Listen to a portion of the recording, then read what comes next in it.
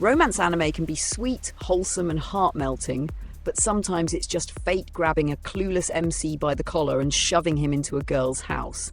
Here are 10 chaotic, messy, forced cohabitation classics. Number 10. The Familiar of Zero. Louise summons a familiar and somehow ends up with Saito, a random kid from modern Japan who absolutely did not sign up for medieval magic boot camp. From the moment she blasts him with her explosions of love, the narration itself starts praying for Saito's survival. Every breakfast is a war zone, every mission is a gamble, and every time Saito tries to be normal, Louise threatens to correct him with the power of tsundere fury. Meanwhile, Saito's inner monologue is 80% screaming, 15% regrets, and 5% staring at other girls and immediately getting punished for it. The world is full of dragons, nobles, and magical disasters, but nothing is scarier than Louise's ego-to-magic ratio. Still, somehow the chaos becomes endearing, mostly because watching Saito try to navigate this relationship feels like watching someone attempt extreme sports with no safety gear. If romance is suffering, then Saito is spiritually enlightened by episode 6. Truly peak forced cohabitation energy. At number 9, The Pet Girl of Sakuraso. Sarata just wanted a peaceful dorm life, but fate dumped Mashiro, an artistic genius with zero life skills, straight onto him like a DLC he didn't purchase. Suddenly, he's waking up early to stop her from wandering outside, half-dressed, juggling meals, homework, cat landing disasters, and her chaotic fan base of admirers who think she's some kind of fragile alien deity. Meanwhile, Mashiro's emotional range swings between blank expression and slightly less blank expression, forcing Sarata to decode her like a walking riddle. His inner thoughts, mostly, why me? Why this? Why now? But watching him panic while Mashiro innocently derails reality is comedy gold. And of course, the dorm's other residents add fuel. Jealous rivals, wannabe geniuses, and chaotic side characters who treat Sarata like the universe's favourite chew toy. Still, despite the madness, their dynamic slowly becomes sweet. Sarata complaining non-stop while still protecting her like a reluctant hero dragged into greatness. Forced cohabitation? More like forced character development. Looking at number 8, Mayo Chiki. Kinjiro just wanted to survive high school without fainting whenever a girl touched him, but nope. The universe said, let's crank the difficulty to nightmare mode. Enter Subaru, the school's cool butler, who is actually a girl hiding her identity. Thanks to anime physics, the two end up living together temporarily, and Kinjiro's life becomes a non-stop panic attack. His thoughts, please don't punch me, repeated like a holy mantra. Subaru, meanwhile, flips between awkward embarrassment and lethal martial arts reflexes that activate every time Kinjiro breathes wrong. And then there's the mastermind Kanade, who treats their suffering like premium entertainment. She ships them aggressively, threatens Kinjiro's sanity, and smiles like a final boss who already read the script. Watching Kinjiro try not to die while Subaru tries not to get exposed is peak rom-com chaos. Every episode feels like destiny itself bullying him, and honestly, we're here for it. Jumping on number 7. Invaders of the Rokujuma. All Kotaro wanted was cheap rent. That's it. A peaceful room with low cost. Instead, he gets a paranormal battle royale with a princess, a magical girl, a ghost, an alien, and a subterranean warrior, all fighting over his one tiny apartment. Forced cohabitation? More like a hostage situation sponsored by cosmic comedy. Kutaru's internal monologue spends 90% of its time begging for a refund, while the girls treat the room like it's Excalibur stuck in the floorboards. Every night is another territorial dispute. Magical beams, ghostly hauntings, alien tech malfunctions, and Kotaro being yeeted into walls like a disposable NPC. Yet somehow, between the chaos and property damage, the group forms a weird, wholesome family. Kotaro becomes the exhausted dad figure he never asked to be, desperately protecting the room from becoming dust. Truly a legendary tale of romance, war, and outrageous rent struggles. At number 6, Kanojo mo Kanojo, girlfriend. Naoya is built different. Not smart, just different.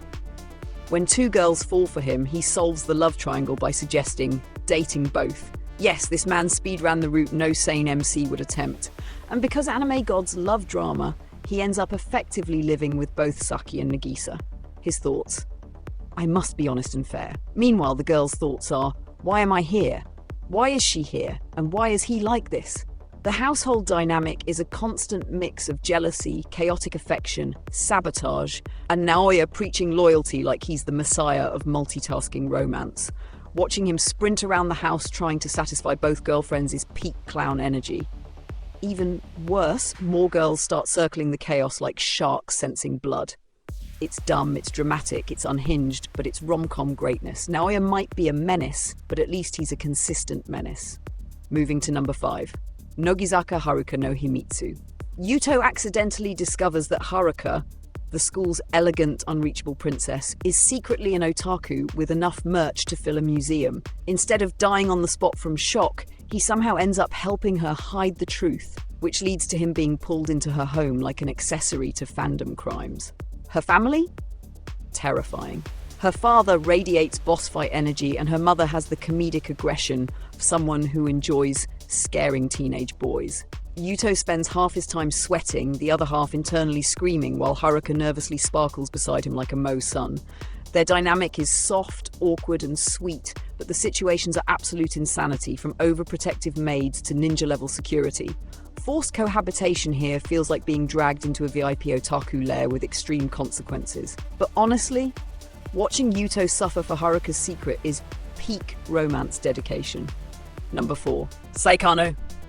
How to raise a boring girlfriend. Tomoya just wanted to create the ultimate dating sim, but fate dropped Megumi, the most aggressively average girl ever, into his life and into his house during creative meetings. And somehow this quiet normie becomes the muse who outshines the fiery tsundere Eriri and the smug genius Utaha.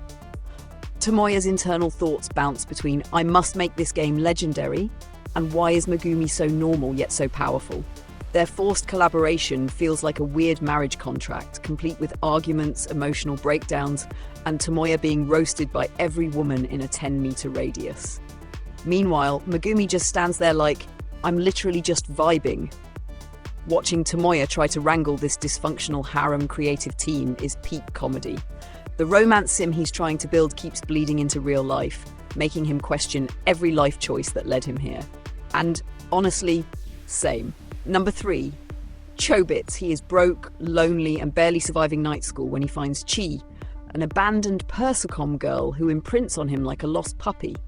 Suddenly, he's stuck living with her, teaching her basic words and trying not to malfunction himself every time she says "Chi." His inner thoughts flip between wholesome panic and "please don't let anyone think I bought a weird robot." Every attempt to fix or upgrade Chi's systems drags Hideki into a tech conspiracy that feels way above his pay grade. Meanwhile, Chi's innocence and affection slowly melt his brain, especially when she starts questioning what love means for beings like her. It's adorable, awkward, dramatic, and sprinkled with that classic early 2000s emotional chaos. Forced cohabitation has never been so soft yet existential. At number 2. One guy teacher. Please teacher. Kei collapses one night, wakes up, and boom, his new homeroom teacher is actually an alien. And through a series of misunderstandings, they're forced into a secret marriage. Yes, marriage, not dating. Marriage. Suddenly he's living with his teacher, constantly trying not to die of embarrassment while hiding their relationship from literally everyone. His inner monologue is a roller coaster of anxiety, hormonal panic, and I swear this is not what it looks like. Meanwhile, Mizuho tries to act responsible, but her blush attacks and comedic breakdowns make it impossible.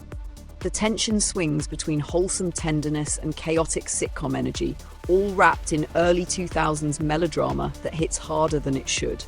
Kei's standstill condition doesn't help either, because nothing says romance like medical trauma interrupting your alien love marriage. It's messy, dramatic, emotional, and absolutely iconic. Number 1. Ayakashi Triangle. Matsuri just wanted to protect his childhood friend Suzu from Ayakashi monsters. Instead, a cursed cat demon yeets his gender and forces him to live with Suzu as a girl. Now, Matsuri is trapped in daily chaos as Suzu's romantic feelings explode with approximately zero restraint. Matsuri's internal monologue is basically, "I used to be a normal ninja. Why am I trapped in fan service hell?" Meanwhile, Suzu treats the situation like a blessing from the gods, clinging to Matsuri with Olympic-level enthusiasm. Ayakashi attack, Matsuri fights, Suzu hugs, Matsuri blushes, Suzu hugs harder. Add rivals, supernatural nonsense, invasive spirits, and gender-bent hijinks so wild they should come with a parental advisory. Forced cohabitation? More like forced daily embarrassment. But the chemistry is hilarious, heartfelt, and dangerously chaotic. Peak modern rom-com energy. Forced cohabitation in romance anime never goes smoothly. Someone always panics, someone always blushes, and something always explodes. But that's exactly why we love these shows. They take chaos, throw love at it, and let destiny laugh. Dive in, embrace the madness, and enjoy the ride.